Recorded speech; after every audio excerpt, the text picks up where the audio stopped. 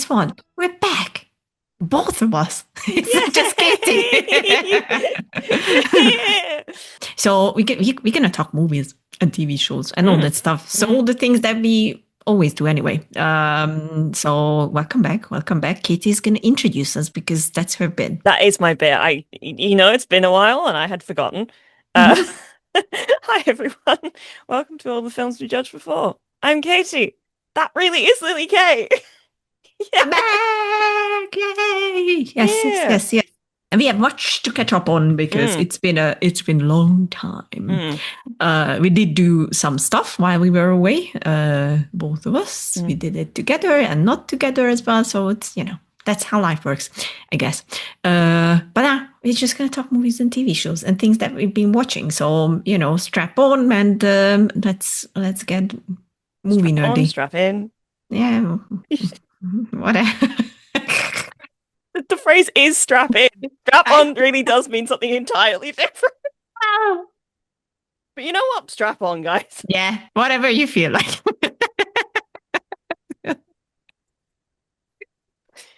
Sure. We won't judge. So No, no, please do whatever you feel. do whatever you feel like. Oh, But dear. anyway, let's get into it. Let's talk about what have we been watching and all the things that are coming out that are in our future and things that are going currently. Mm. So yeah, what was the last thing you saw, Katie? I What was want the to last know. thing I saw in the cinema was Wicked, the new Wicked, which Yes, and you have opinion. I hated it. I know. I really hated it. I know. Oh God.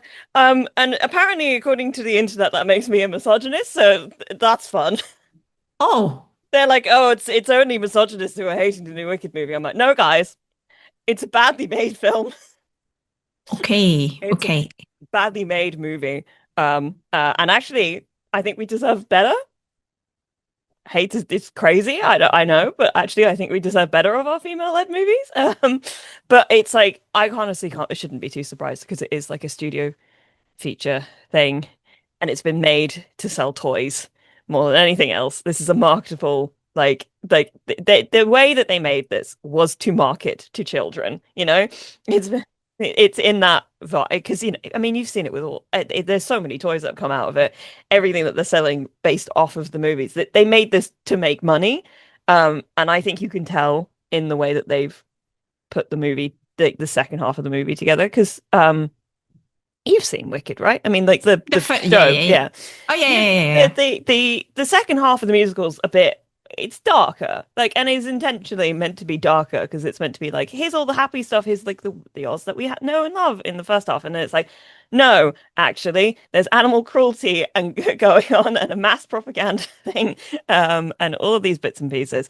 And then so the second half is meant to be like, and here's how Oz is fucked up, but it's sanitized in the movie in a way that I think does the whole thing a really big disservice because it's like they don't want to make anybody too, it's that thing of like, they don't want to make anybody too unlikable because otherwise people won't enjoy the movie. And they can't make anything too violent because it's meant to be for kids. And they can't make it too like, there's a song in the second act of the movie, of the show, and I'm trying to decide how much spoilery I want to go for. But there is a number in the second act which is meant to be like quite it's a little sexy in the stage Oh, show. yes, It I read yeah about this. Yes, yeah. yes, yes, yes. It is the most sexless thing I've ever seen. Yeah, And I read about that. I'm Yeah. just like I'm back and it's like the blocking is so bad. I don't understand why he did this in the way that he did. And I've seen the movie twice now because I saw it on my own and then I saw it with my best friend because we also did the same thing last year. And the movie, like, and I both times that was the point. Well, I was annoyed from the beginning of the movie the second time because I already knew I was annoyed about the movie, generally speaking. But when I saw it the first time, it was that scene that suddenly made me go, "What the fuck? What the fuck are we doing here? Like, what's this? What is this that we're doing?" I don't know. I have a lot of thoughts about it. I've written two. like little reviews on my letterbox if you want more spoilery thoughts, where I pull things out in like specific detail. But I just think it's a badly put together movie. I don't think it's edited well. Like there's weird moments where like they cut away from action, where you're like, wait, no, that's the thing I want to be looking at. Why have you just cut there? Like, you know, Mhm. and they moved, and I don't know if maybe if it's like they just didn't have the coverage for it and it didn't like, you know, go the way they wanted it to in the, but it does make me go, that means the direction was really bad as well. John Chu, I beg of you, learn how to keep the camera still because you don't need to keep moving it every 5 minutes because you think a static shot is boring. And also, a shot can be bigger than this. Yeah. It's not a good movie. And like so like my best friend she because she said this to me, she's like, she's not a film person. And so her, you know, reaction to stuff generally speaking is I liked it or I didn't like it, which is fair, you know, it's not everybody is going to be into it like Yeah. that. But I think the important part is to be able to distinguish between I liked that and I think it was bad. That's my main distinction. And she was like, well, I liked it, but I did think that there were some pacing issues and stuff. And I was like, I'm glad you said so. And then I basically spent the rest of the evening going, and then there's this, and then there's this, and then there's this. I also don't think the new songs are very good. I think they're both really quite boring. And also don't really add anything to the Yeah. to the Yeah. whole thing. Other than to like pad the runtime, which like the second half is shorter. I mean, of the musical itself, the second half is shorter, but like the stuff that I would have put in, they didn't. So it just seems really boring. Mhm. Like it's adding stuff with really no substance to it at all, so it ends up just being bloated. Yeah, I think because once you wrote that you hated it, I did a little research on like what are people saying on the Hmm. internet. That's how I heard that the sexy song is Really very not sexless, sexy. and Yeah. it was so confusing to me. But I was like, okay, and yeah, I think those who didn't like it are basically saying the same things as you do. So like it's been a very long time since I've seen the musical itself. Very long. I don't want to think about it, how long it was. But I do remember that the second half was my favorite half. So the Hmm. first one was a bit like okay, Hmm. like great, but the second half I really really enjoyed. So that's a bit disappointing to hear Mm. that it seemed from reactions, general reactions, that everyone was like, "Oh, it's so good," blah, blah, blah. But then, yeah, if you dig deeper, you realize that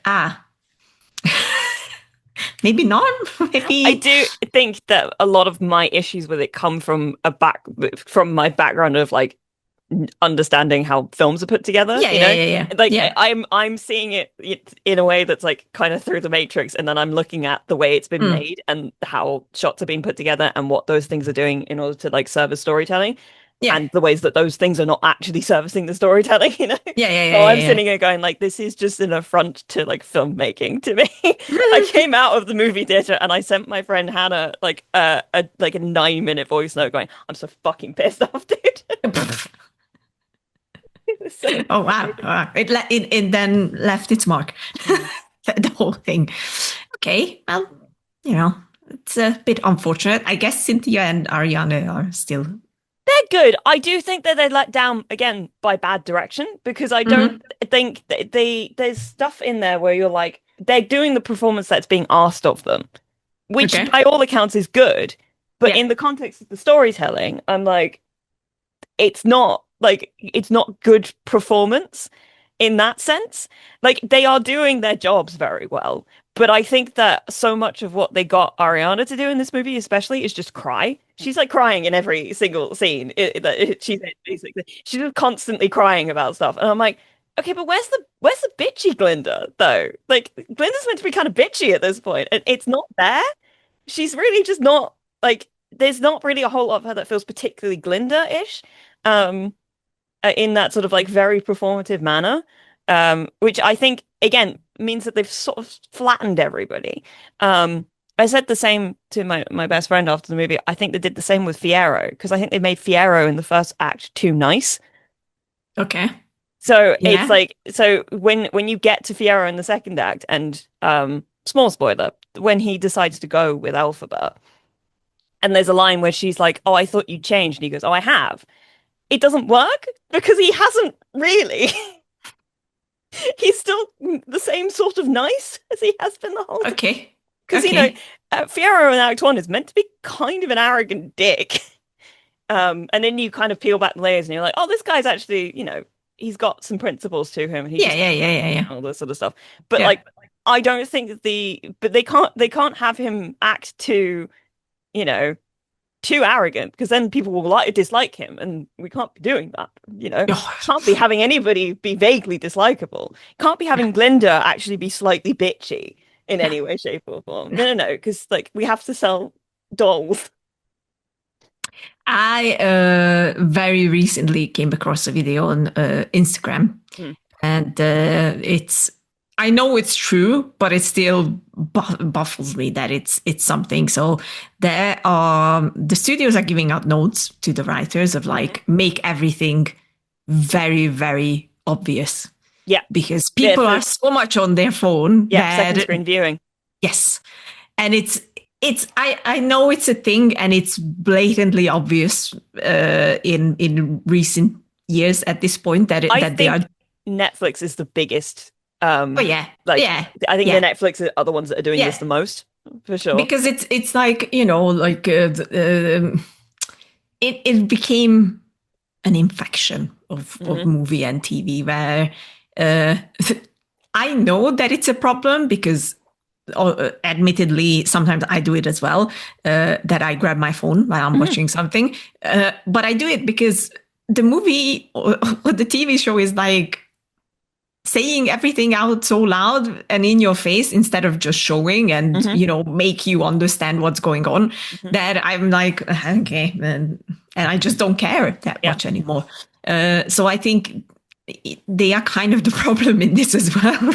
Yeah, In it's a way. absolutely like a full snake eating its tail situation because like anybody who's used to like wanting to engage in stuff and all Yeah. that jazz stops wanting to engage as much because they don't have to use their brain as hard because the material's not challenging them in a certain No. way. So obviously you're going to reach for your phone, which then leads them to be like, well, people aren't watching very closely, so we want to make sure that everybody's understanding what's going on at all times because otherwise people are like, I don't get it. Yeah.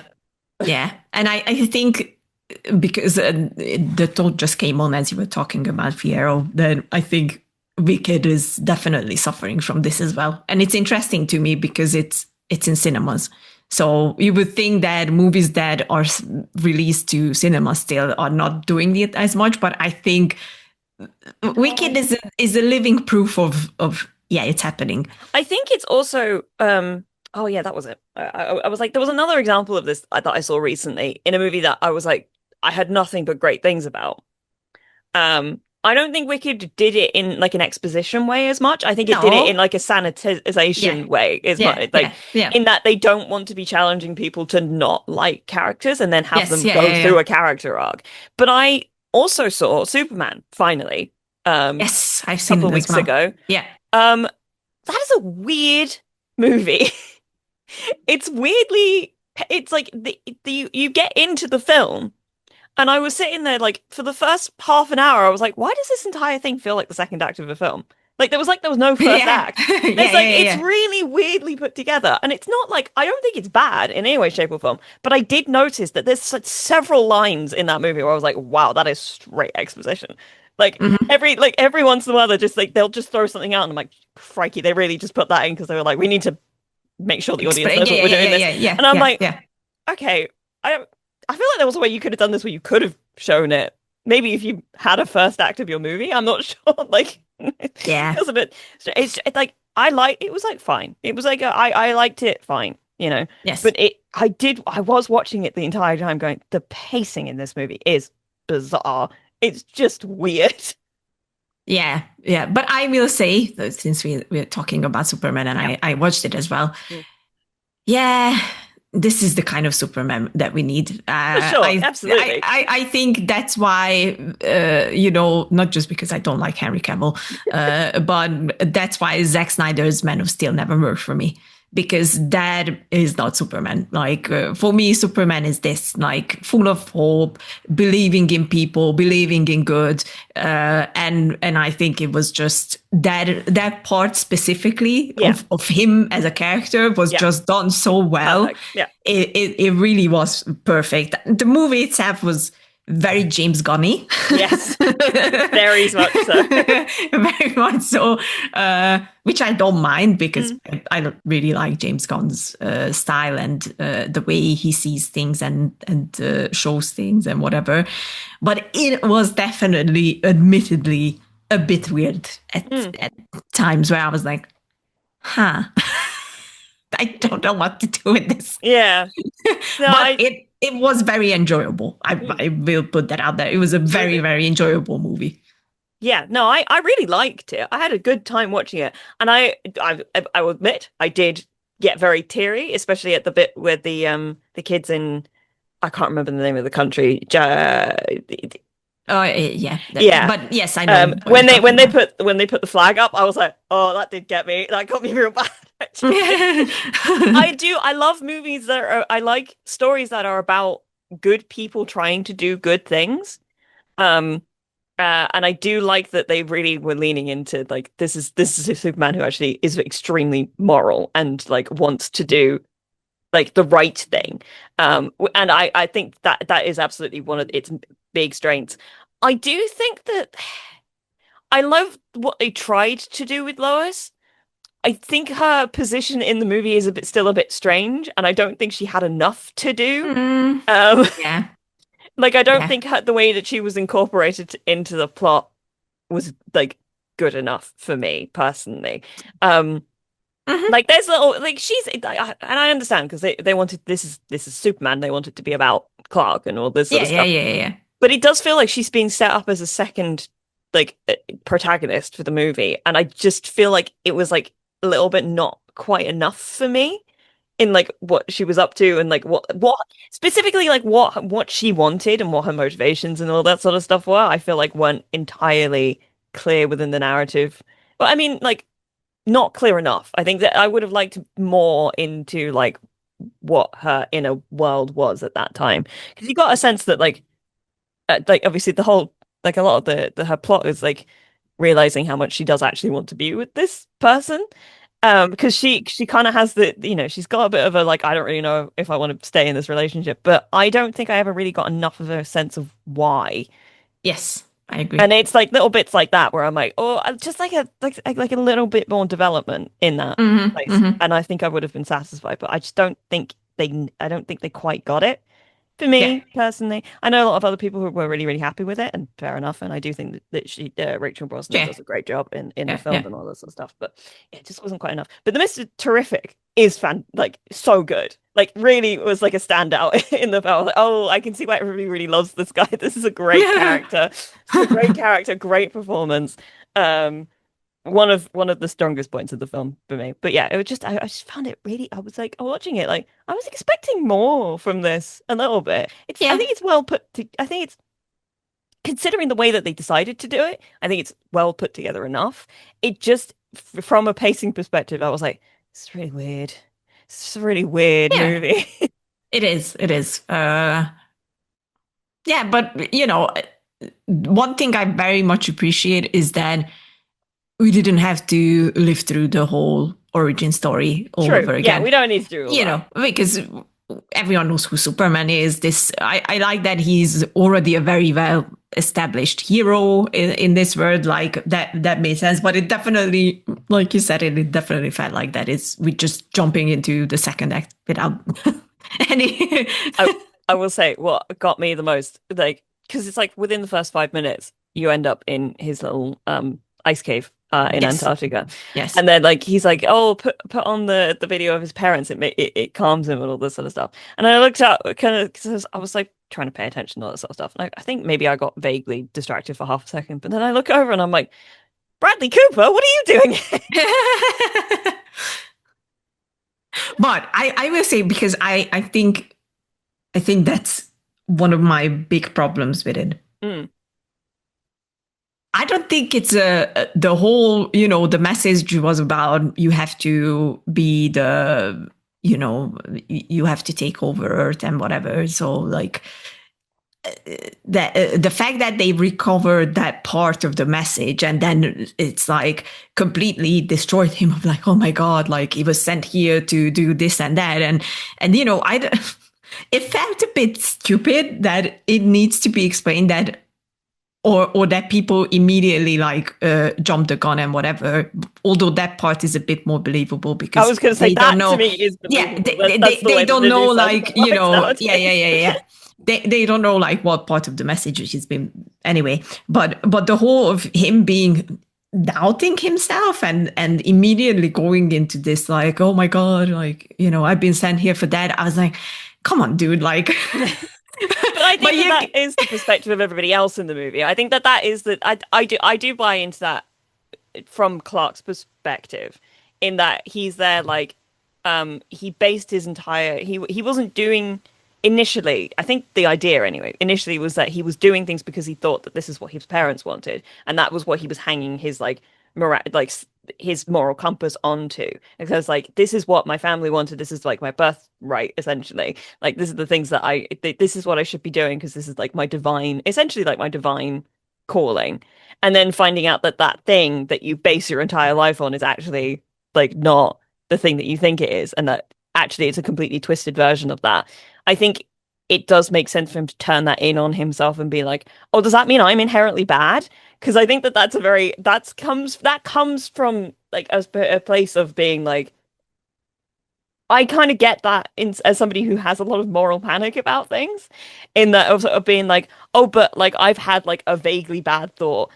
Am I a terrible person now? If that like just immediate like, oh God, I'm just like, he's just freaking out. He hasn't processed it properly yet, which is why he needed to go home, and have his like actual parents send to him and be like, no, we your parents are the people who gave birth to you, maybe like your parents, but also we are also your parents, and we raised you to be this person and all this sort of stuff. So it's that kind of like, oh, I do this sort of stuff because I actually think it's good to be kind. I don't need to be beholden to the places that I've come from. I can make my own path, kind of a thing. I don't know if maybe I agree with you a little bit. I don't know if it's entirely the most clear in the way that they did it, but I think that also comes from the fact that again, this is a strangely paced movie in that you don't really have. They skip over a lot of setup in order to go straight into what feels like 75% second act movie. Which does mean that you don't get a sense of like where who like, I mean, you do in a sense, but like it doesn't clearly set up like these are who these characters are now. This is what they're defined by at this point in time. Here's the moment where that sort of, I mean, those things are there, but it's just done in a way that's not traditional, yeah. which makes you kind of go, Mm, mm. hmm. Oh well. Oh well. Yeah. But I am very excited, definitely very excited for Millie Alcock's Supergirl because Yeah. she's briefly appearing in the movie at the Yeah. end, but I can see it work. I Yeah. can see it work Sounds like from it's that gonna be brief fun. appearance. Yeah, I think it's going to be very fun, and more crypto is always good news as well because that dog is. It is extremely funny because I started the movie and like, literally the first, I mean, it was the first teaser that we got was Crypto coming Yes. along and like Yeah. bouncing on top of him as opposed to like helping him. And I was like, Yeah. this is my dog. This is what my dog is like. This is Coco in a nutshell. Like, it's very coded like my dog. Just like, I'm really not in the mood for this. And then she's standing on my sternum and I'm like, ow, ow. Yeah. Yeah.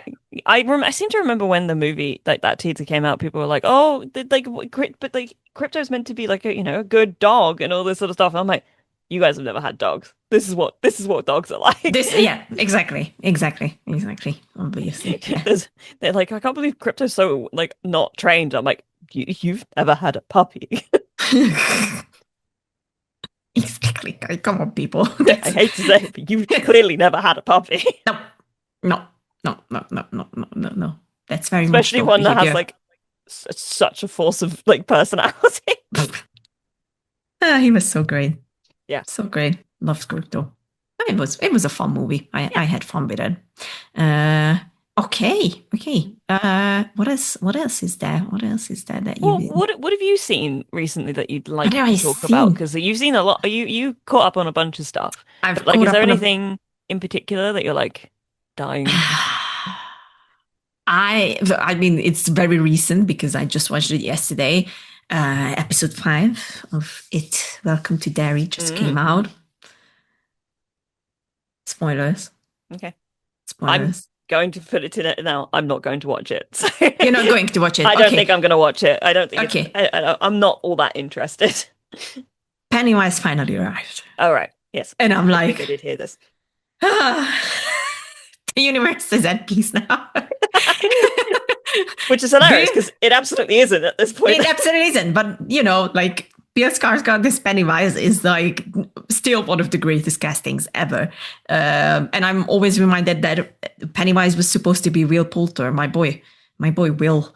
And then Bill Skarsgård took over the role, and I'm like, yes, this is I just imagine. I feel like Will Poulter would probably do probably do a good well, job. very, But you're very right. well. Bill Skarsgård kind of has that. Is He's got that. He's very much one of those like creature actors in a way that is like, yeah, that makes sense. he's honestly so good, and I I just the way that they decided to introduce him finally, because until now, until episode 5, it was, which I always had a problem with in the two movies as well, because I think Pennywise would be enough by himself to do the scares and do everything. But I know it is not like that, and I know it's a shapeshifter and blah blah blah blah.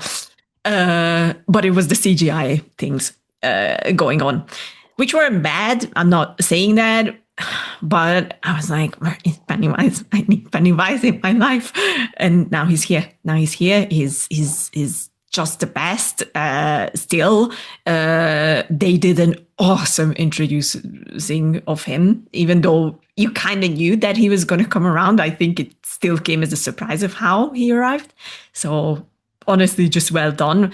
And I will have to say, I wasn't expecting much of the series itself, because I'm like, Pennywise is scaring kids and then eating them, and they trying to find out whatever. Yeah, If we have seen this. yes, we have seen this. If it would have been just that, I think it would be kind of boring. Mm. But it's not. It's not just that. They managed to build up such a good idea around the whole It story, and it's obviously plays before the Losers Club as well. Mhm. That it is, first of all, very interesting to witness of like how they are building up the story, and they pulled in another Stephen King character. Ooh. Which was very surprising, but I have to admit it works very fucking well in this setting. It's Dick Halloran from The Shining and Doctor Sleep. Oh, okay. I feel like I did see something about how they've connected it to Doctor Sleep, Yes, which is that's cool. it's very, very well done. And I'm like, why does this make sense? I know, because it is a well-known fact that King's novels are somehow connected. Yeah. And there is always like a little nod to one another in every book and in film adaptations as well. But here it's like, first of all, there's Shawshank, because they constantly talk about the Shawshank prison, and one of the characters is being taken there and whatever. That does. That's just that makes Shawshank really funny. They never, to be fair, they never show Shawshank. No, and I know, but then when you can think about Shawshank as a movie, and you're like, and then by the way, over in Maine, yes, there's a clown. there's a clown who's terrorizing people and eating children. And it came from outer space. Don't worry Yes, about it. don't worry about it. But yeah, it's all connected. But Dick Halloran is like a permanent character in this one now, and it works. It works. It very much works, and I'm really enjoying this series a lot more than I thought I would be. That's cool. So it's very cool. Given that another one disappointed me very, I was just thinking the exact same thing. very much so. It's Alien Earth. What a Yeah. surprise. What a surprise. I'm like, Yes, I mean, you talked about it through all the episodes. I was only there for 2 episodes because, let's be fair, I think I would have exploded if I had been more. And you were busy. And I was busy, but I also would have probably my head would have been just exploding at one point because you guys liked it. And I fucking hated it. Yeah. The entire thing. I'm like, that's not true. That's not true because it really started off good. I was like, okay, interesting. And then they started to introduce all this weird shit that it just doesn't work with Alien because it completely loses the whole concept of what Alien is. And I'm like, So I wasn't very hopeful for it. Welcome to Derry. I was like, here's another disappointment. It's not. It's great. It's fantastic. So yeah. If you want to hear, I spoke about it mostly with Ian over on Couch Soup. Yes. So if you want to hear our specific thoughts on it, we are over there. We did the whole thing. Both of us were quite disappointed, both by episode 5 and also the last episode. I think. Which one was episode 5? The one where they basically did mini Alien again. Where they showed what happened to the Maginot. And neither of us were particularly impressed by it. We were just a bit like, this didn't really work as well as I wanted it to. But I very much was in that camp anyway. But I think we were both a bit like, this could have been I think because we were both so sure that it was going to be like a one and done limited series, and then they were like, surprise, cliffhanger, and we were like, there's more. Okay. Yeah, and it's now certain that there's more. Yeah, there's more. It's happening. They're filming it over here in the UK next year at some point, which is cool. I'm always happy for more things coming over here, which probably isn't great for America or Canada for that matter. But yeah, but means that there's more opportunities for me to get work. Exactly. And come on, who wouldn't want to work with Timothy Olyphant, who's still the greatest thing ever. He was the best part of the entire thing. I will just say that. Did you watch that interview he did with Seth Meyers? No, you should go and look up. It was like at the end of the season, he went on Seth Meyers, and it is just the most chaotic because it's just gone off the rails the entire time. It's very funny. Good. Good. I'm gonna watch that then because I admittedly really like Timothy Olyphant. I've been saying this so many times, and he was the greatest part of the entire thing. He's just fucking awesome. I would say that was Babu Zessi personally, who was. He was also great, but just a fucking stat knockout performance. Yes, I'm just biased because I love. I understand anyway. Yeah. So yeah, it's Welcome to Derry, and I finally I want to talk about that because I really really like it, and I can't wait for January. I finally watched Shrinking. You watched Shrinking? Yes. Yay!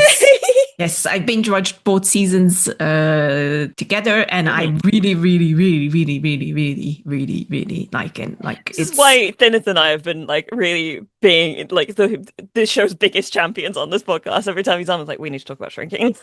It's so good. I'm still sad that it did not sweep at the Emmys. I know why it didn't, because obviously the studio was there. But in my mind, in my heart, it did. It is like I wasn't expecting anything because I didn't really know that much about it. I just knew that it's Jason Segel and Harrison Ford, and that's it. It's also Bill Lawrence who did Scrubs, so it's in that very much that sort of catchment of Scrubs and Cougar Town, which I loved both of those. So I was like, yeah, great, cool, sign me up, I'm in. Yeah. So I was like, I didn't know what to expect. I just started watching it, and it's so strangely feel good. Yes. All the time, even when you feel like, because I watched it with my partner being here as well, and after every episode he was like, here comes the drama, and there was never really drama that much. I mean, there is obviously some, but it never blows up the way it would in another series. Let's put it like that. Like there are always situations where you're like, oh no, this is like really bad. And these characters manage to solve it in a way where it's very human and very much an example of like how we should treat each other, I Yep. think. And that's why I really, really enjoyed it, because it shows so much compassion towards humans, Yep. towards, like how every person is different, and how you should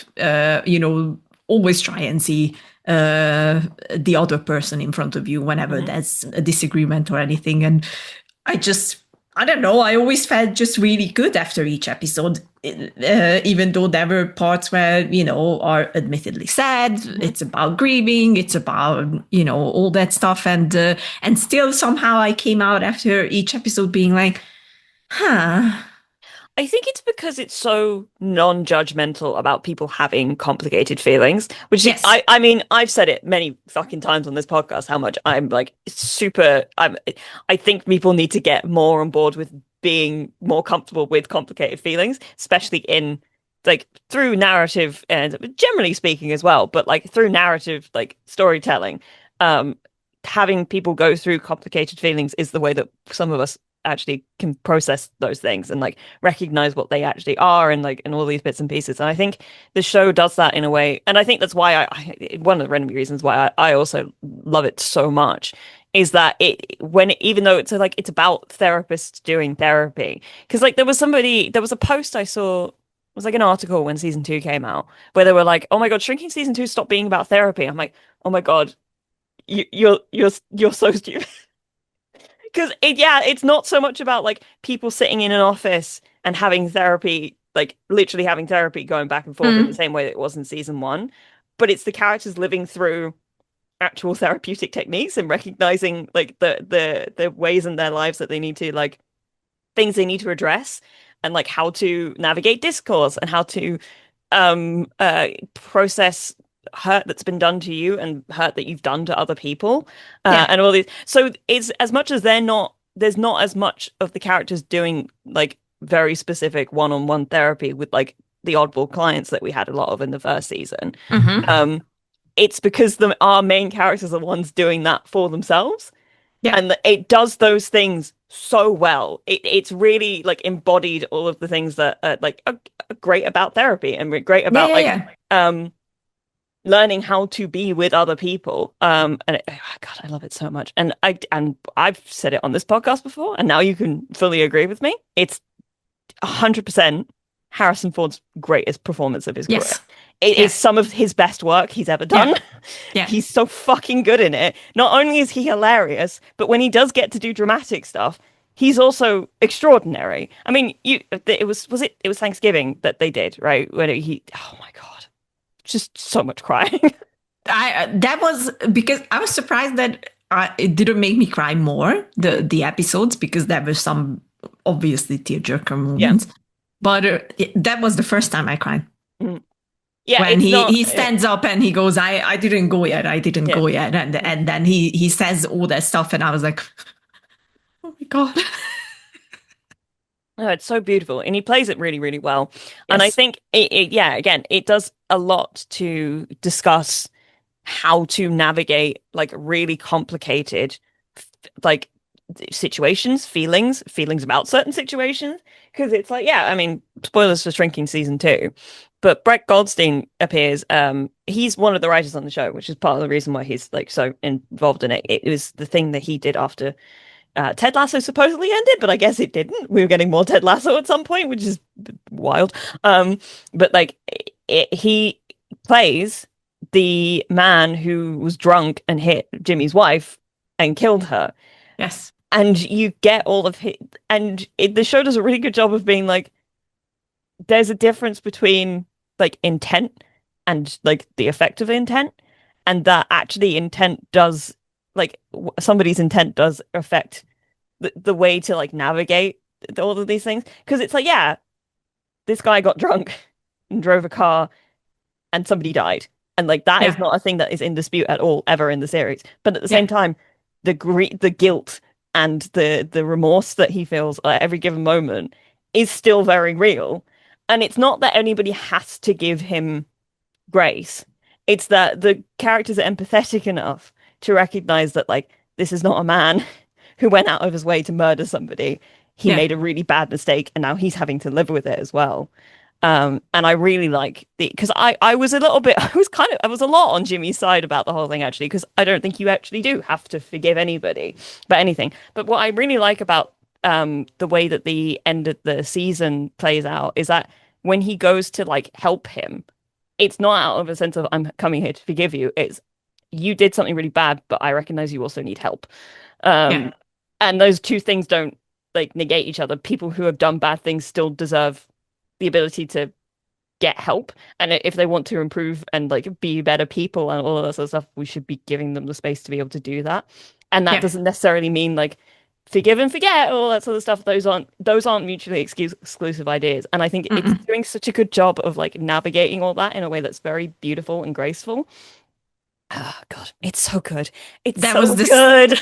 That was the second time I cried. Mhm. I Yeah. was like, when he, because they played out really well. Yeah. I was like, you really think that this is it? Yeah. Like, the phone is in the basket. No one is gonna hear Hmm. the call and whatever. And I was ready for like being heartbroken Hmm. in that moment. And then Jimmy shows up, and I'm like, I'm even more like, what's going on? I think that was the best thing that they could have done, Hmm. because I kept expecting him to cave and Hmm. show up and talk to this guy Hmm. because of his daughter and whatnot, Hmm. because of the peer pressure and whatever, which he kind of does. But He goes to him he and does says it. that, Yeah. yeah, but I expected that at one point it's just gonna be like, oh, okay, Yeah. I'm gonna do it. I'm gonna do it. But then he doesn't Hmm. throughout the entire season. He's like, he never has any other interaction with this guy. Hmm. And then he shows up at the most crucial moment. Hmm. And I was like, I just love fuck. the fact that everybody like nobody it's like it as is the way in real life, nobody's a bad guy. It's just that everybody's got very like complicated and messy emotions about all sorts of different things, and they interact with each other in a terrible way. I mean, oh my God, I can't remember her name. The daughter. No, with the rocks. Um, Oh, yeah. Yeah, I mean, Her real but name is like Chrissy or something like that, and I can't remember her we're bad character. with names and we know that. Hold on. I have like a hole in my brain when it comes to names of This people. just doesn't Um, work. Just and doesn't work. they fall out. They fall out of my brain. Um, I will tell you in 1 second. Just give me 1 second. Liz. Liz, thank you. Liz, God bless her, does cheat on her wonderful husband, in season 2, and it is like, and she immediately is like, "This is the worst fucking thing I could have possibly done. I can't believe I've done this." And it's that thing of like, it's awful, but she knows it's awful, and he has his own like reactions about the whole thing, and all of these bits and pieces. I think they navigate that so like beautifully, in that it's like I've done a terrible thing. I'm never going to do it again. Mm. And obviously, uh, Derek. He's one of the Derricks. Derek, who is just the best. Derek is the best. We love Derek. Has various, but I think it also shows the strength of like a long running marriage and the things that can happen in a long running marriage, where sometimes like people lose their way a little bit and they have to be like righted Mm. and make a mistake in order to recognize that they need to right themselves and like recommit to something. And Derek had no need to like he could have ended that relationship there if he Yeah. wanted to, but I also think he knows his wife well enough to know that this is not something that like was intended or in the way that it she still did something that was terrible, and I think it Yeah. still does that very well and all that sort of stuff. And plus I love the fact that that whole thing meant that Jimmy finally got a rock. Yes. He Yeah. got a rock. He got a rock. He's But one of the people. the the thing that I liked about that, Hmm. and that really is the only thing, is that Derek recognized that she tried to reach out to him, Mm. that she wasn't doing well, and Hmm. there's something Hmm. going on. Yeah. And once he realized that, I think that was the point where he Yeah. was like, oh, I've also fuck. I I've pushed her also had, away in this yes, moment. yeah. Yeah. Yeah, and I think that is very important, uh, that's a very important moment in there. Yeah.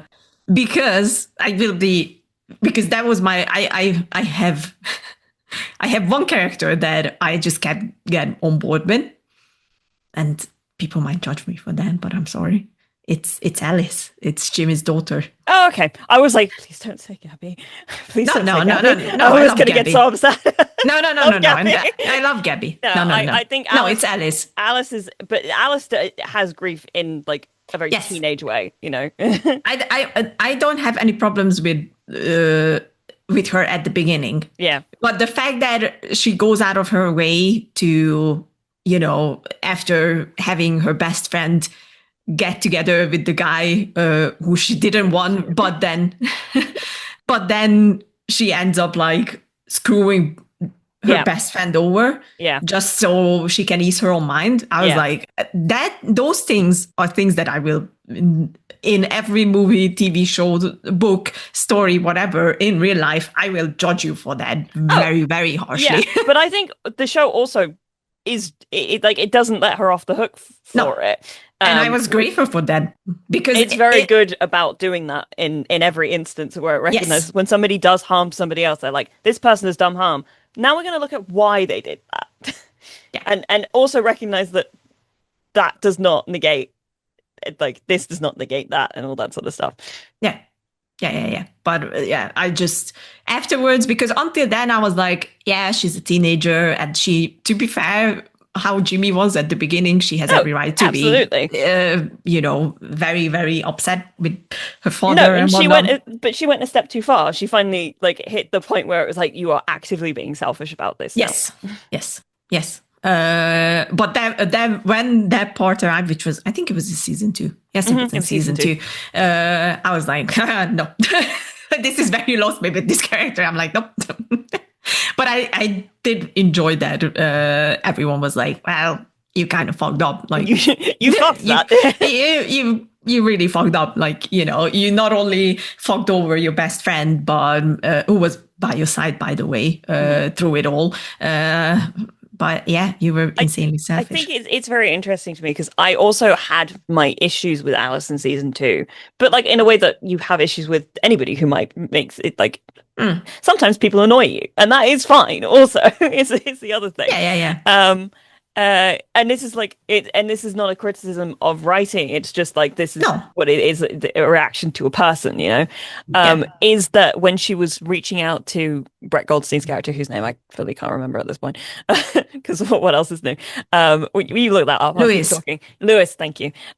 When she reached out to Lewis, the fact that she was kind of pushing Jimmy so much to like talk to him, in a way that they did not recognize that, like, I recognized that it was helping her, but I think it was also ultimately very selfish to think that like what was helping her would help him. I also think it was selfish of Jimmy to be like, never come near any of my family again, because that's not his right to choose that either. But I do think she clearly had gotten into such a space of being like, my feelings are more like worth more because I'm not like screwing people over with them, in the way that she was viewing like Jimmy's pain as being like actively detrimental to her, which it was. Understand, like the way that it was manifesting was actively detrimental to her. But I think she got so in like the mindset of like, well, you fucked me over so much, therefore your feelings don't really matter in this instance, kind of a thing, where it was kind of like, oh, Alice, that's not quite how this works. Nope. But like, no, I think that's the importance of like having Alice go down that path in season 2. It was to recognize that she's not immune to making bad decisions out of pain. And I think why we got to a good spot with it at the end of the season. I'm very excited for season 3. Yes. You're gonna have Michael G. Fox. Yes, doing like in a storyline that's actually about Parkinson's, which is going to be very, very exciting. And really going to be interesting. I'm really looking forward to that, especially. I mean, everything, but when I saw that, and this was before I watched the series, I think Michael J. Fox is actually the reason that I wanted to finally watch it, because I want to see him again on my TV screen. So I'm very excited for him I to come think on. because I think they had the thought about him at some point, like but they didn't want to like reach out because I believe that Michael J. Fox he's been basically retired this whole time. Basically, yes. Yeah. Understandably. Yeah. And then he kind of was like, why haven't you asked me to be in this? Which is brilliant. Yeah. And they're like, I mean, if you want to do it, we'll absolutely have you. Obviously, we want to have you, but like, only if you Yes. want to. And he's like, yeah, I want to. Let's do it. And go, great, we'll Yeah. make something specifically for you. And it's like, this is gonna be so fun. Yes. I'm very much hopefully getting. I want to get a trailer in the next month or so because like it comes out in January, I think. Yes. Yeah. I miss. It should be getting a trailer, yeah, soon. I mean, it's already almost December. Time is flying away, guys. Yeah. Time is flying away. But yeah, Shrinking is great. Shrinking is so great. If you haven't seen it yet, please go and watch it because it really is a very, very good show. Very heartfelt. You see why myself and Dennis was so obsessed with Michael Ury's little fucking monologue. It is one of my favorite things, like just in television. It's so funny. I mean, he's great in general. Once I realized life is bleak. Once I realized who he was, because he looks so familiar, I was like, God damn, I know him. But once I realized that he was in Ugly Betty, I was like, oh yes, that's him. Excellent. Because I missed this guy. He was great in Ugly Betty as well. So he's so funny. He's great here as well. But I will say this, and I don't want to shame anyone. It might sound like shaming. It took me so long to realize that Liz is played by Krista Miller because I watched Scrubs and she's obviously in it. She's Cox's wife, ex-wife. God damn it. That she was, I couldn't recognize her. Her face is just so different. And I'm so sad that I keep seeing this with more and more people. I don't know what it is. Is it a fear of aging? Is it whatever reason for? But it was really hard to paste together that this is Krista Miller.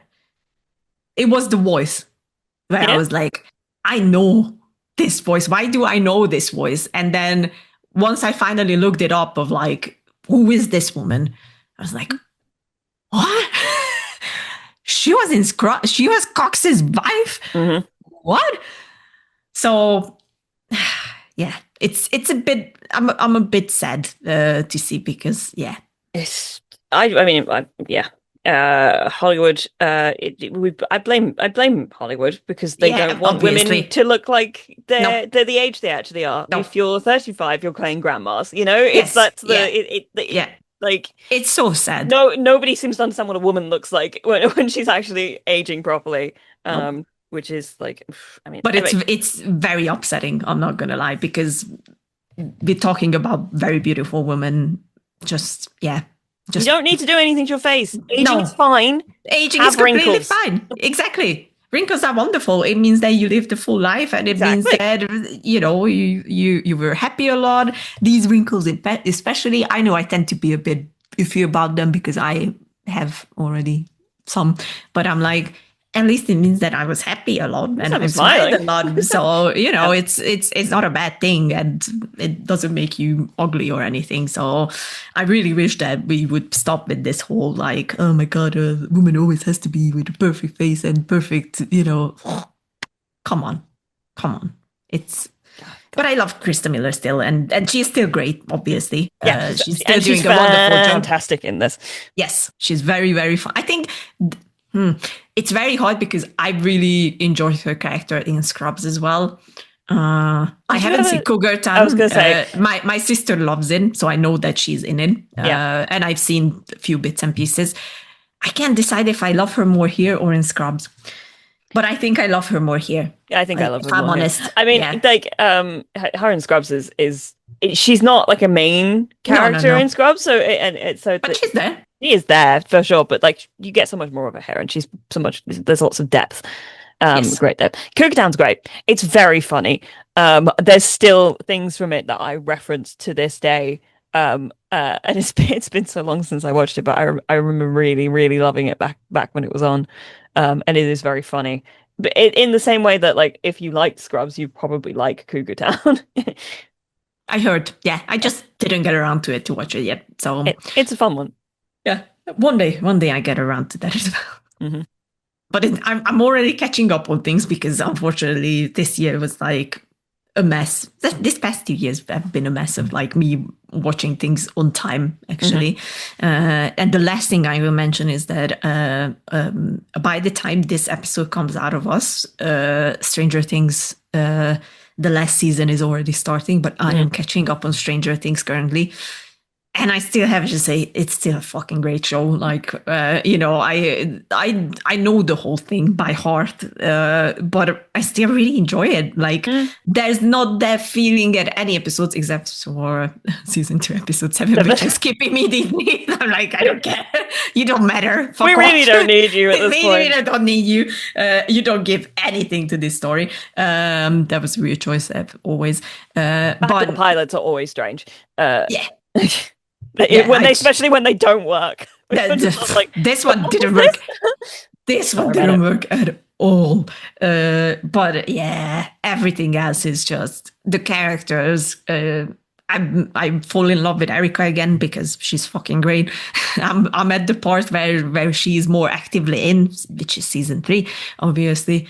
And I'm like, I just love these kids, and it's gonna be so strange. Pun intended, to let them go because they've been around for a long time at this point. I know that's kind of the thing that like bugs me about like the whole thing. Not that like it's just that like there's 5 seasons and it's taking 9 years to make it. Yeah. Also, the way that the Duffer Brothers talk about the episodes, where they're like they're all going to be really long, and I'm like, could you guys just make a movie? Do you know what television is? Like it just kind of feels like you're trying to make it the medium that you're making it into a different medium, and But let me say this: I actually like that because obviously, if you watch a lot of K dramas, I was going to say you watch a lot of K dramas. They clock at 1 hour and sometimes even more, usually per episode. But what I like is that I like that the episode's long because it means that they give space for them to actually tell the story that they want. So I don't mind. I don't think it's a matter of like I just get like when the last episode is going to be 2 hours. I'm like, you have made a movie. That's not that's like good. I like. I don't know. It's just their practices that they've done in making the show bug me on like an industry level, in that it's setting up like really bad habits for the industry where they're like, we can take 3 years to make something. I'm like, it's television. It's meant to be annual. Yes. Stop taking so fucking long to do things. Yes. I agree with that part. I agree with that part because that is a really, really bad thing that's been happening.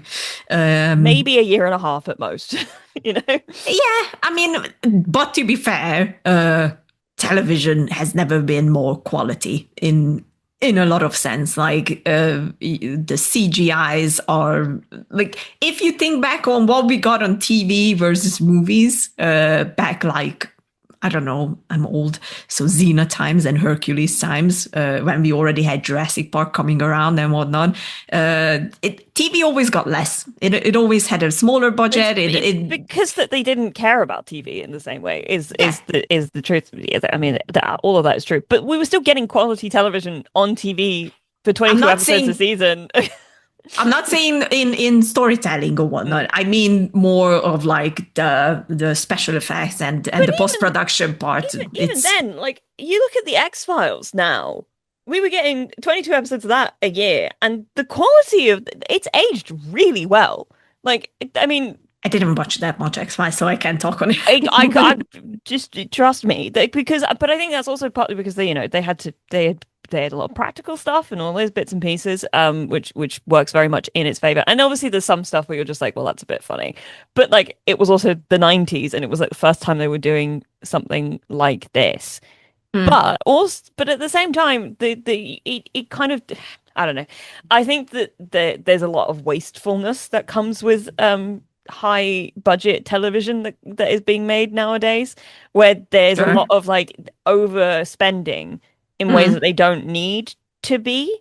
hmm And we could do with actually putting a little bit more, not like time restriction. I don't think that that's necessarily, I mean, maybe a little bit, but but like I like it's very interesting because they'll make TV for like the same budget as like a feature film, but in the same amount of time, but like they're making 8 episodes or something, and then you're kind of like, well, this is a bit like, how are we going about doing this sort of a thing?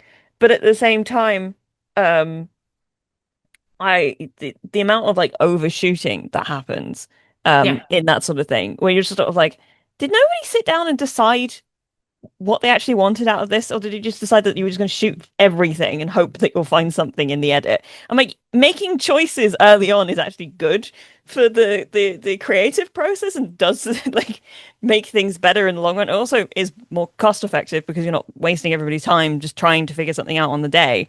Mm. Um, and then I find myself going, but okay, at least people are getting paid for their work. Like that's Yeah. Yeah. that's Yeah. Yeah. the only other Yeah. the other side to it. But I'm like, I find some of the ways that we have ended up making TV to be unnecessarily wasteful. In a sort of like, I mean, could you just make a decision earlier? Yeah. Like make a decision and then like stick to it. Like, and there's like, obviously you have to have a little bit element of flexibility on set because sometimes you might get somewhere and you'd be like, actually, this is not working in the way that we think it should. How do we switch things up? That's always going to be the way in anything that you make because you can never quite know if it's going to work and then you're until you're there on the day shooting the material. Mm. And that's always fine. But like just the amount of like we're gonna do this setup and we're gonna do this setup and there's gonna be this close up and then we're gonna do this wide and then we're also gonna do this wide and I'm like you don't need all that. Pick like three of them and you've got your scene. Yeah. Yeah. Yeah. Yeah. Yeah. Yeah. Like I don't know what to tell you guys. It's just like a little bit crazy. I don't know. It's strange. I again pun slightly intended. The I'm a little bit hands off when it comes to the last season of Stranger Things. I think that again, I mean, I will watch it, Okay. obviously. Okay.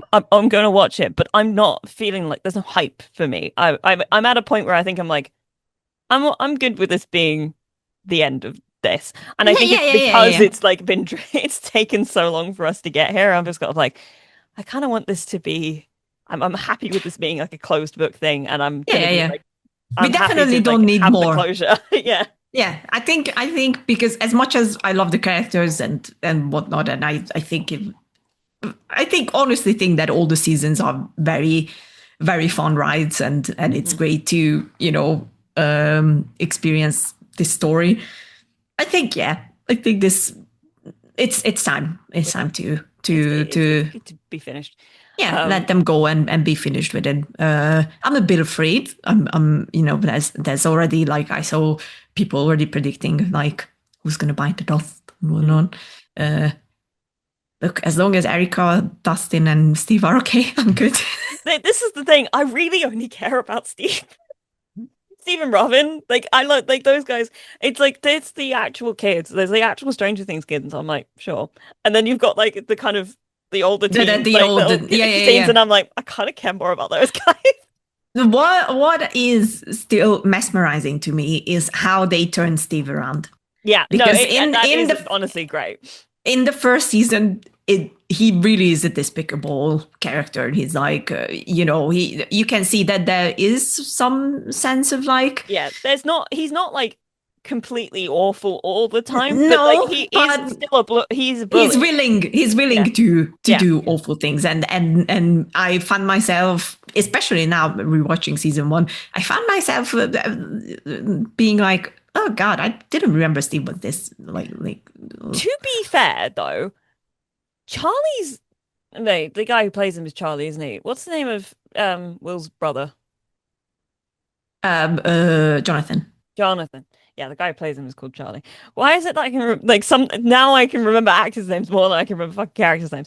Yeah, that. Jonathan. Jonathan's a creep in season one. Like he's really Yes. creepy. Yes. I know in a way that the narrative doesn't seem to want to recognize. I'm like, No. he was a little bit justified in breaking his camera, to be honest. Yeah, yeah. I mean, the whole like sneaking up on the house and then deciding to stay and take photos of them. I was like, It's like, that's wrong. Jonathan, that's Jonathan, weird. that's weird. What are you doing?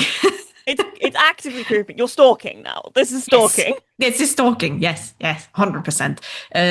Still, the set is dead. Well, there are two, but I am not at the second one. But Bob in Yeah, season two, that that still hits sucks. really, really hard. It sucks. It really I sucks. really can't watch Stranger Things without thinking about that text post that's like, Winona Ryder in Stranger Things is always saying the most like on the point sensible things, and everybody around her is going, "Whoa, category five woman alert! Why is she Yeah, being such an insane?" yeah. I just am like, yeah, category five woman alert is that's the way it goes. She's And right she's about right. everything. She's right about Every everything. time. She's always correct. Yep. Yeah. And no one seems to recognize that throughout the seasons. I'm like, maybe we should listen to her. No, category five woman alert. How dare you say anything? Yeah, but we'll see. We'll see. I'm very, very excited for season five. I don't. The one thing I don't like is how they decided to air the Yeah, no, episodes. it's like, what the fuck are It's you doing, fucked up. guys? It's really fucked up. I'm like, Like fuck you all. just put them out weekly if you're gonna do it like Exactly. this. Exactly. Just release it weekly. Then that's much better than how they And you get scheduled it now. a better reaction to the whole thing because people would then you'd have a water cooler moment again. Yeah. Like you'd have people being like, "Oh, have you seen this week's episode of Stranger Things?" and have people like have the time to process them again. I'm really glad that we're moving slightly. I'm so sorry that we're moving slightly back towards more people doing weekly like release schedules in like not everywhere, but like I like that it what you I know want like no. I want binge. I got so used to it that I'm like, I'm so annoyed that it Welcome to Derry. I have to wait week by week to to come yeah, out. but like think about how much better that you remember the show Uh, because you have more time to like let it eh, settle in your brain every no, week. no, no, no. I needed like in altogether. I had to wait 5 episodes, 5 weeks to see Pennywise again. That's Yes, dear, torture. that's good for you. No, that was torture. We have to learn more patience again. Nah, No more instant gratification. no, I don't want it. Oh dear. Oh, give me Pennywise. No. And now I have him, but I had to wait. I even forgot at one point that it Welcome to Derry was airing, so I had to catch up on 3 episodes because I forgot to watch it. So you weren't even watching it week to week. You watched three No, episodes in one go. yeah, I know. Oh dear. Oh dear. Anyway, Yeah. anyway, I think we can close down on the discussion here. And then we're gonna have more to talk about anyway because there are so many things coming out now. I mean, Stranger Things is coming this week. I'm The just first, gonna shout out because I put it on the background. I have been yes, watching Pluribus, which has got me rewatching Breaking Bad because of Vince Gilligan. And this is really good. It's very interesting. And it's gonna. There are people saying that like, oh, it's too slow and all this sort of stuff. I'm like, once again, I don't know if you guys remember, but the first season of Breaking Bad was not that. Like, I no, mean, it was good. Don't get me wrong; but it's still good from the beginning. it's good. It was not It's slow. it's slow in the It's same slow. way. Like the Breaking Bad really finds its like. I mean, it's good the whole way through. It's still Yeah, quality writing the whole way through. yeah. But like when it really starts ramping up, it's around season three, and it's because it has those 2 seasons of build up before that point. You know, it's like you 100%. can't get season three of Breaking Bad and season four of Breaking Bad, or even the end of Breaking Bad. You can't get Ozymandias if you don't do all the work beforehand, right? No, So no. it's doing the work, and plus it Yeah, feels great for me as an X-Files fan and as a fan of specifically Vince Gilligan's episodes of the X-Files. I'm like, oh, this feels like peak Vince Gilligan X-Files like vibes and all this sort of stuff. It's really great. I think Rhea Seehorn is doing an absolutely wonderful job, and it's really like balancing all of the ideas that it's playing with in a very interesting way, and it's stoking a lot of very interesting discussion and perspectives that I'm seeing online when people are, deciding to actually engage with it in like the way it is presenting itself, as opposed to just being like, you know, it's not a show that you can brush with like everything's terrible or everything's great. It's very much like there's a lot of gray going on, which I'm enjoying greatly. But we're only 4 episodes in, and I think there's a new episode out. They've changed the episode day like to Wednesdays when it was Fridays initially. And because I watched an episode yesterday because I realized I hadn't watched the most recent one, and they were like new episode Wednesday, and I was like, this was a Friday show. What's happening there? Apple? What's going on? But just if you are watching Pluribus and you're expecting them to come out on Fridays, apparently they've moved to Wednesdays. So just so you might be aware of that. Interesting. Oh well. Yeah, I heard about it. I heard a lot of things about it. I might watch it at one point. I need to catch up on so many things. I'm like, I really want to watch Predator Badlands. That's the thing that's on my list as well, because one thing, that's the last thing I will mention, because fuck, such a disappointment. The Conjuring movie came out, The Last Rites, and I was very excited about it because it's Vera Farmiga and Patrick Wilson is now done with the Warrens. Good. It was so bad. I was like, no. It was insufferable at points, and they put everything in the last 30 minutes, and they expected you to be like fucking great. No. I kind of wish that James Wan. No, I don't just kind of wish. I really wish James Wan would have just come back and wrote and directed the whole thing, because the best Conjuring movies are the first two.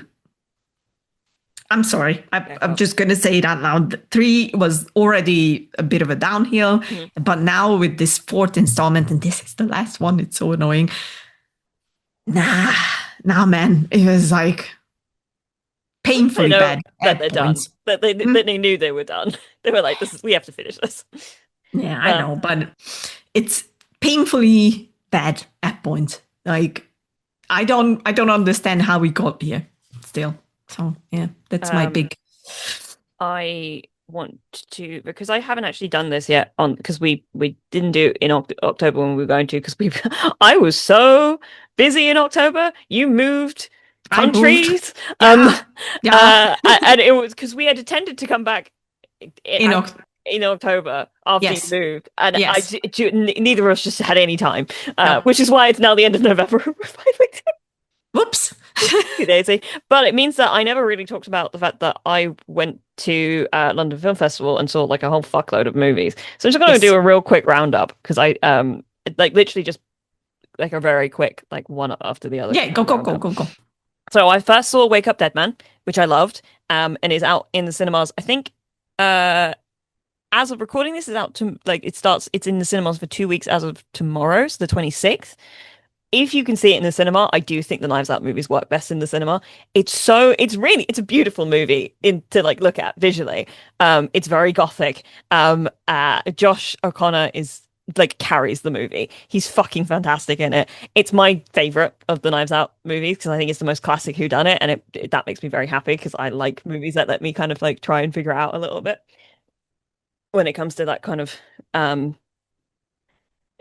That's not the word I'm looking for. Setup genre, I like a proper like mystery, and I personally loved it desperately, and it is my favorite. But I also think it speaks to me a little bit in my like Catholic upbringing, because it's very Catholic.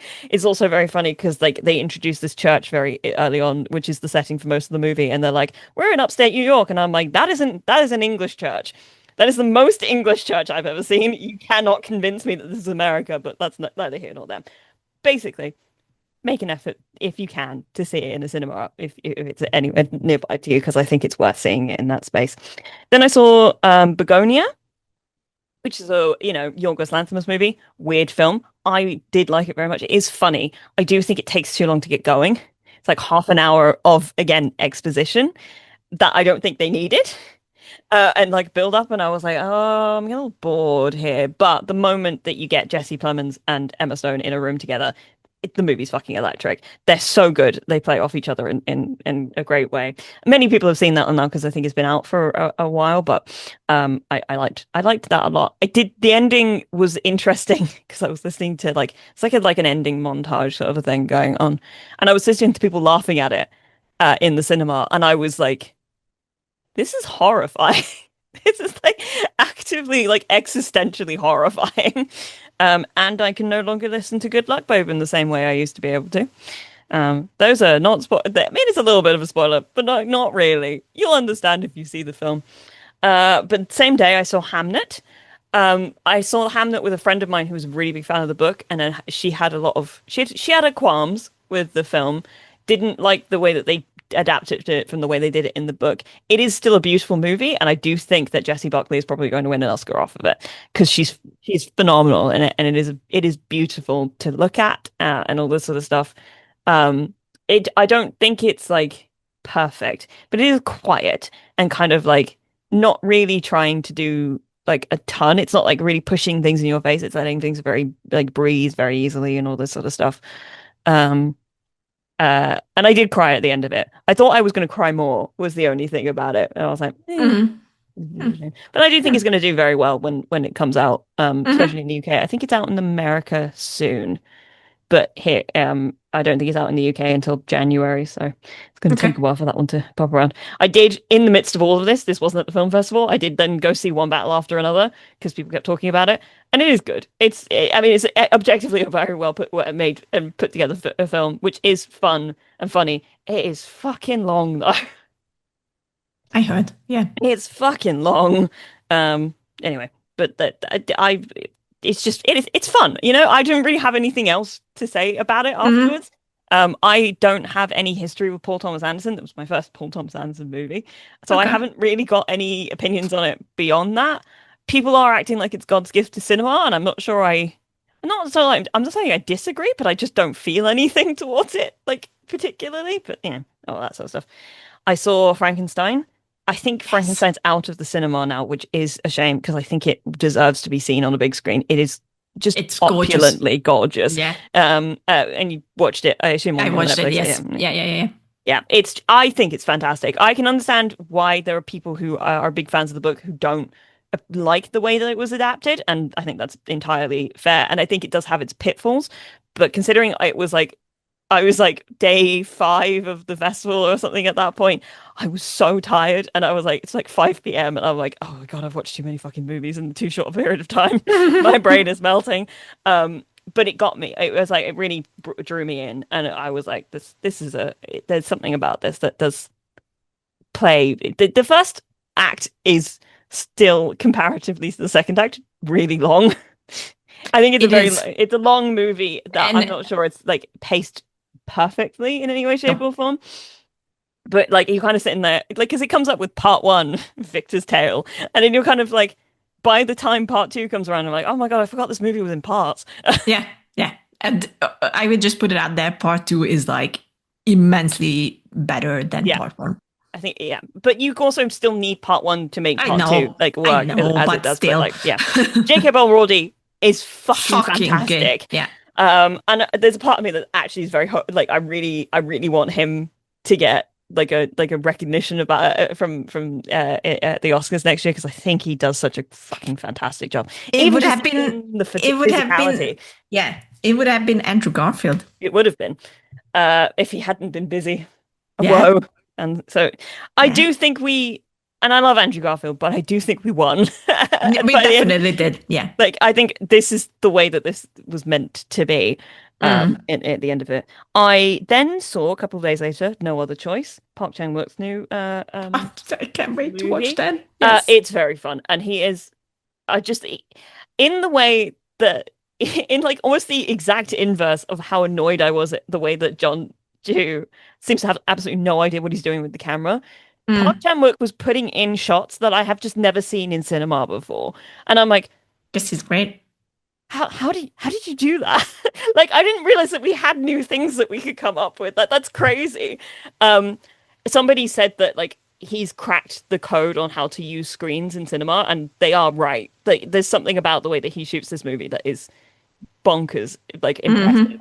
Um, Mm-hmm. I think it suffered in my ratings for me just because I watched it at 9 p.m. on a Wednesday, and again, I was Yeah. feeling very burnt out at this point. This was a week after the film festival had started, and in that time, I'd seen 6 movies, so I was like, very tired, and I was like, I really don't know if I have the energy. Plus, I was going to work every day, so I was like, I really don't know if I have the energy to keep doing this, guys. Fair. Um, and then finally, my last one that I saw at the festival was History of Sound, which was Yes. very much a movie that's made for me more than it is for like if this is a mass market movie. And I know a lot of people who probably aren't going to enjoy it, but I like quiet movies about grief. It's like it and all this sort of stuff. And Josh O'Connor and Paul Mescal are both brilliant in it. I do think it could have played into their relationship a bit more and shown like more of the elements of their physical relationship. I think the fact that they were playing a little bit chaste with that actually is a little bit of a detriment to the whole movie. But the music's wonderful. I love folk music. I love old folk music and folk songs that have like lasted for a very long time and all that sort of stuff. Um, this movie's full of that, and I think everybody sings very beautifully in it as well.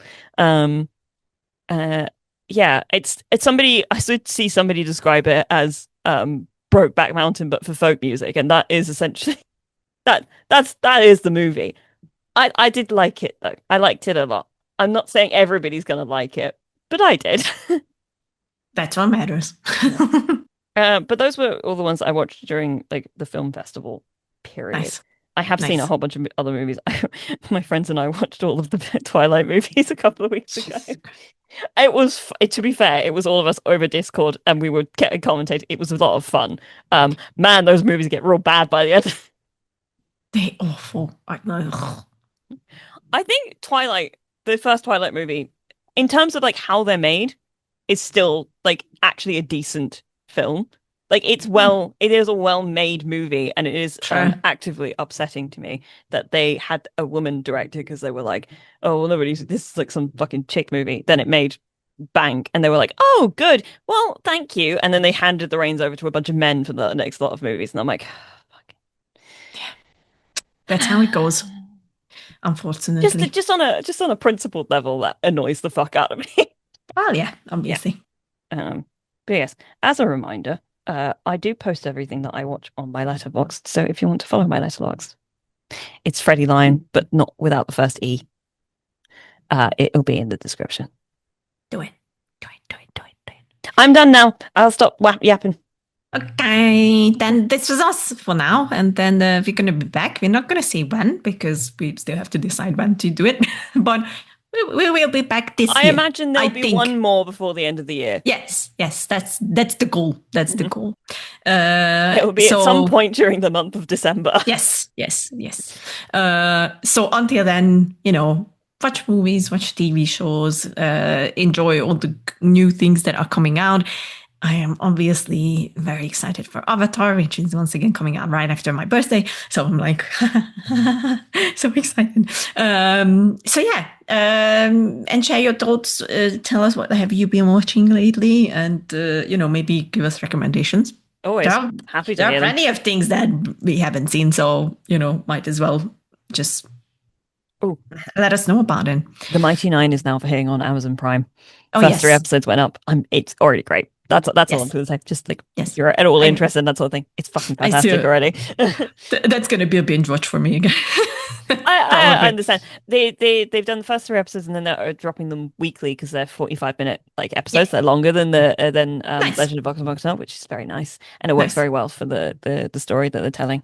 But Excellent. it's already so good. Excellent. So watch that as well. And until the next time, be good and watch movies. Watch movies. Bye.